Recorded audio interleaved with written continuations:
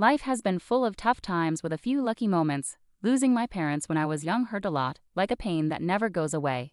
But I got lucky when the elderly couple next door, the Parkers, took me in. They were the kindest people you could imagine, treating me like their own granddaughter instead of someone they were helping out. We didn't have much money, but we had a lot of love, and that's what mattered. When I turned 18 and was thinking about college, the Parkers died in a car accident.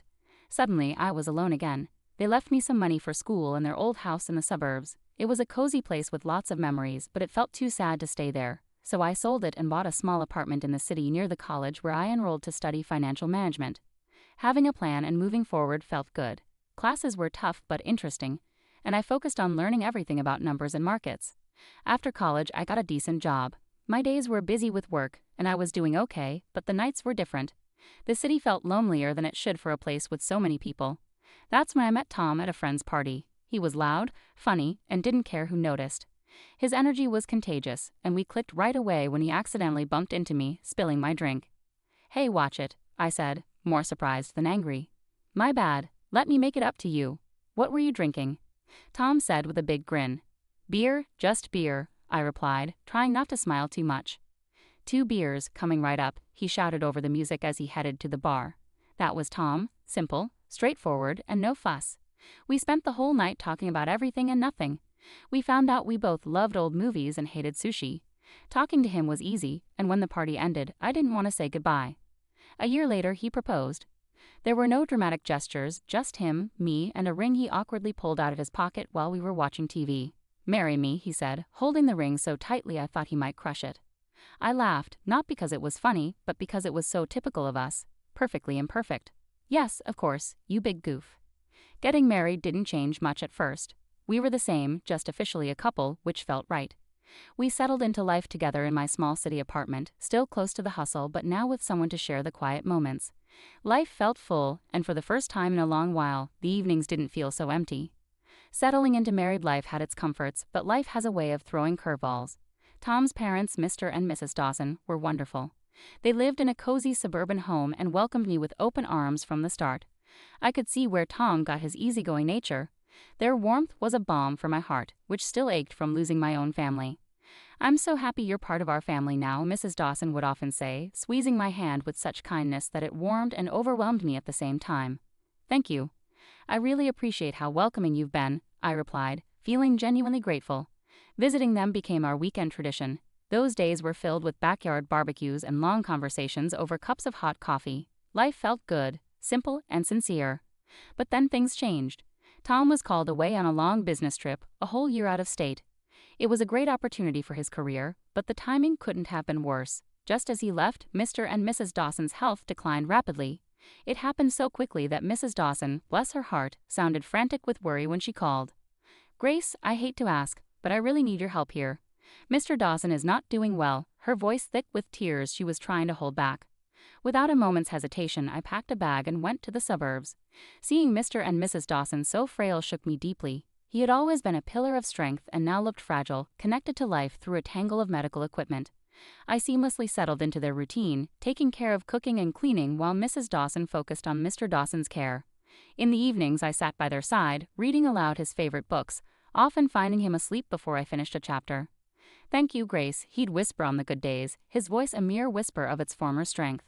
"It's my pleasure, really," I'd reply, squeezing his hand gently, hoping to offer comfort through my touch. One quiet afternoon, as I was chopping vegetables for dinner, Mrs. Dawson sat down at the kitchen table looking older than her years. "Grace, I don't know how to say this, but we're in a bit of a bind," she began, nervously twisting her hands together. "Mr. Dawson was the main earner, you know, and with him like this?" I set down the knife, giving her my full attention. "We're in a tight spot, honey. I hate to ask, but could you consider renting out your apartment? It might help us get through this rough patch," Mrs. Dawson said, looking down with clear embarrassment. I didn't hesitate for a moment. "Of course, Mrs. Dawson. I'll take care of it right away," I said firmly, wanting to ease her worries. The apartment rented out quickly, and every month I faithfully sent the rental income to Mrs. Dawson, along with money for groceries and bills. It wasn't easy. The commute to my city job became a daily struggle. But family sticks together, right? That's what I kept reminding myself, even on the toughest days. "You're a lifesaver, Grace," Mrs. Dawson would often say, her relief palpable each time I handed over the money. "It's what family does," I'd reply, though some nights, lying in the guest room and hearing distant sirens from the city, I couldn't help but feel the weight of my responsibilities. Harry's calls were my only relief, his voice a connection to another world. "How are things going, Grace? Are you managing okay?" His concern was always clear, even through the static of our long-distance calls. "We're managing. Don't worry about us," I would say, forcing cheerfulness into my voice to ease his concerns. Life at the Dawsons took a sharp turn when Emily, Mrs. Dawson's daughter from her first marriage, unexpectedly showed up. The atmosphere changed instantly. She had a presence that felt like a cold draft sneaking under the door. I didn't know Emily well, but I'd heard enough from Harry and seen her tense visits with Mr. and Mrs. Dawson. My days were already stretched thin with long commutes and caring for Mr. Dawson, who was now bedridden and declining rapidly. Emily's arrival added a new layer of tension. It was clear she planned to stay, making herself at home as if she owned the place. One evening, after a particularly tough day, Mr. Dawson motioned for me to come closer, his voice a strained whisper. "Grace, you need to watch out for Emily. She's not a good person," he said, his tone grave and urgent, sending a chill through me. "I understand, Mr. Dawson. I'll be cautious," I promised, though I wasn't entirely sure what I was preparing for. True to Mr. Dawson's warning, Emily wasted no time asserting her authority. The first indication came one morning when I found her in the kitchen, a storm cloud over the breakfast nook. "Just so we're clear, I'm not here to play housemaid or chef for anyone," she declared sharply, sipping her coffee and eyeing me as if I were intruding in her mother's kitchen. I was taken aback but kept my composure. "Okay, Emily, I've been handling things so far, and I can continue," I replied, trying to keep the peace. "Good, because I don't plan on lifting a finger. This is Mom's house, after all," she snapped back, her eyes challenging me to object. From then on, Emily ensured her presence was felt, but not in a positive way. She ordered takeout only for herself and her mother, leaving their empty boxes for me to clean up. Her disdain was clear and hurtful, but I endured it for Mr. and Mrs. Dawson's sake. "Grace, why don't you join us for dinner tonight?" Mrs. Dawson suggested one evening, a rare moment of warmth in her voice. Before I could respond, Emily interjected sharply. "Mom, Grace has been busy all day. She probably prefers eating later," her words laced with false concern, yet the message was unmistakable. I wasn't wanted. The days grew more difficult, my workload increasing. Emily's entitlement pervaded every corner of the house. At night, I could hear her whispering with her mother, poisoning her against me with her words. Mrs. Dawson, once kind and understanding, began to change, her demeanor colder, her gratitude less frequent. A couple of weeks later, Mr. Dawson passed away. The funeral was somber, with Harry flying in just in time to bid his farewells. It was the first time in months we were together, and having him by my side brought a sense of relief. Yet amidst the grief, I sensed a significant change at the Dawson home. Emily suddenly behaved impeccably, treating everyone with forced politeness. "How have things been while I've been away?" Harry asked quietly during a brief moment alone after the service. "Fine. Everything's been fine," I lied, forcing a smile.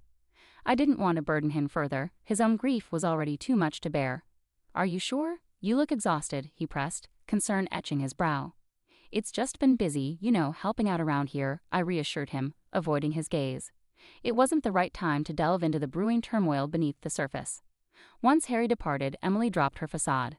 The guise of a caring sister vanished, replaced by the familiar sneer and dismissive attitude. The atmosphere in the house shifted drastically.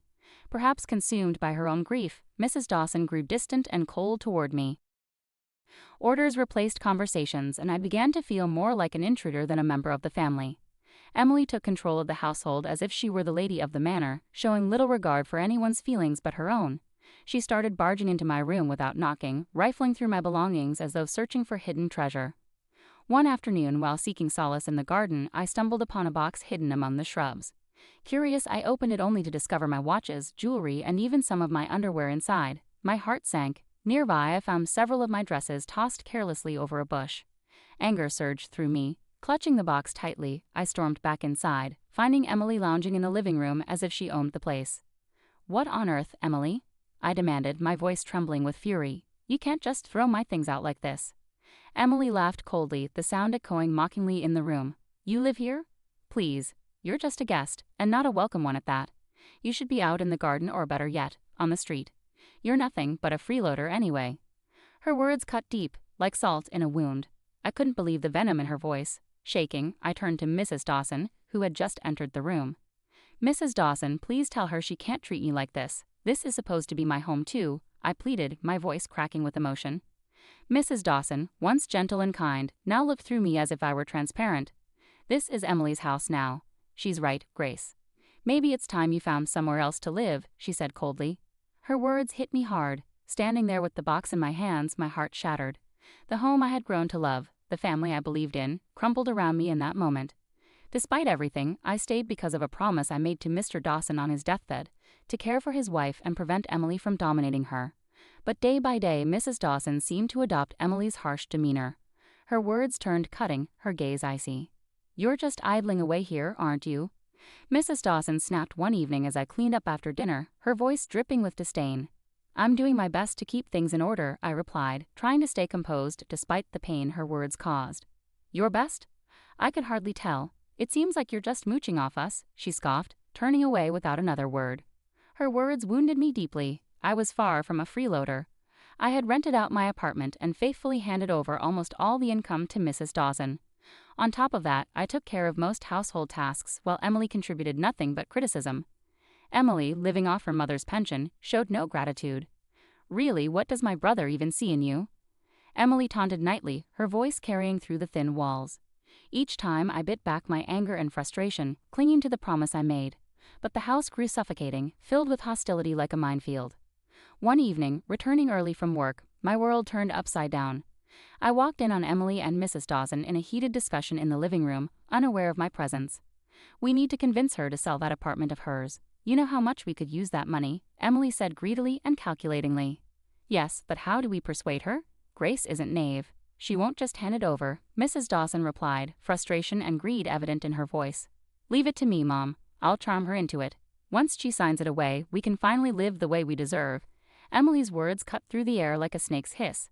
Hearing them scheme to take away my only financial security was a brutal dose of reality. Fear gripped me. I couldn't stay any longer.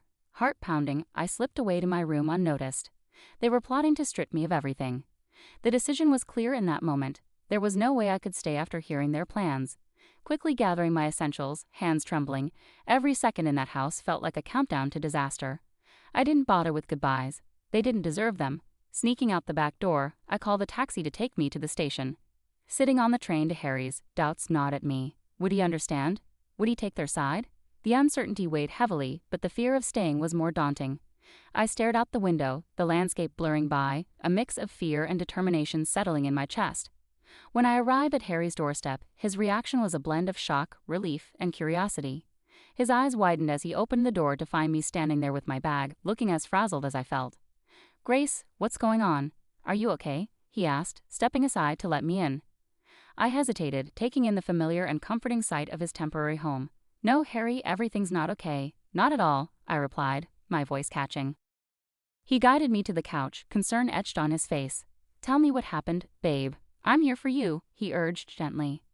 I poured out everything to Harry, starting from Emily's return and the deteriorating situation at home to the financial pressures and the final betrayal. Their scheme to make me sell my apartment. I hadn't wanted to burden him while he was away working. As I spoke, Harry's expression darkened with each detail. By the time I finished, his fists were clenched, his jaw tight with anger. "Why didn't you tell me about any of this sooner?" he asked, his voice a mix of fury and concern. "I didn't want to cause you more stress. I thought I could handle it," I confessed, feeling foolish now. "Grace, damn it, you shouldn't have had to handle any of this alone," he exploded, rising to pace the room. "I can't believe my mom and Emily would treat you like this." He stopped abruptly and faced me, his eyes blazing with determination. "I won't let anyone treat my wife that way. No way," he declared firmly, pulling out his phone. I watched, heart pounding, as Harry dialed his mother.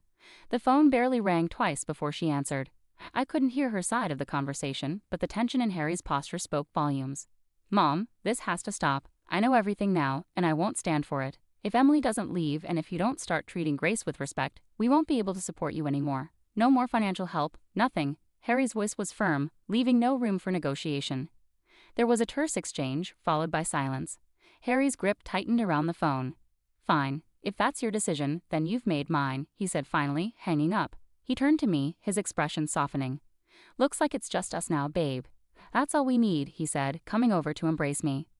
I leaned into him, finding solace in his arms amid the storm of emotions. "Just us," I whispered, feeling the truth of his words. Now on our own, it felt right. Harry and I stayed up late into the night, planning our future without the burden of supporting his mother and Emily.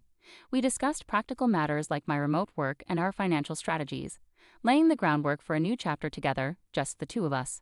Whatever happens, we're in this together. You and me against the world, right? Harry said with a determined smile. Absolutely, I replied, feeling reassured with him beside me. Against the world. The next few days were incredibly busy. I arranged to work from home with my job, which they agreed to. Harry helped me move my things out of storage and set up a home office in his living room corner. It wasn't perfect, but it was ours, and it felt peaceful. A week passed, and just when things seemed calm, I received a startling call that felt like a blast from the past. It was Mrs. Dawson, her voice now a mix of desperation and boldness. Grace, why haven't I received the money for this month? You know we really need it, she demanded straight away. I was speechless for a moment, shocked by her audacity. After everything, you still expect me to keep supporting you? I asked, more amazed than angry. In the background, Emily's voice came through, angry and sharp. She's just ungrateful. Make her send the money. Taking a deep breath to calm myself, I remembered their hurtful words that had cut deep.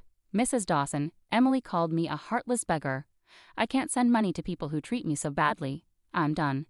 There was silence on the other end, and I imagined Mrs. Dawson's stunned expression. But we're family, she finally said, her voice a mix of anger and pleading. No, family doesn't treat each other like this. Goodbye, Mrs. Dawson, I said firmly, hanging up before she could reply. The call shook me, but Harry was there, supportive as ever. You did the right thing, Grace. It's time they learned to stand on their own, he said, putting his arm around me for comfort. Not long after we settled back into our hometown, another surprise came our way. I found out I was pregnant. It was unexpected but brought us immense joy, and suddenly, the future looked bright with possibilities. We decided it was time to sell my apartment and buy a small house in the suburbs, close to a good school for our child. As we planned our move, another call came from Mrs. Dawson. This time her tone was different, desperate, and almost pitiful. Grace, I've made a mistake. Emily made me sell the house, took the money, and left me with nothing. Could I come and live with you and Harry? Her voice trembled with pleading. Her request stunned me.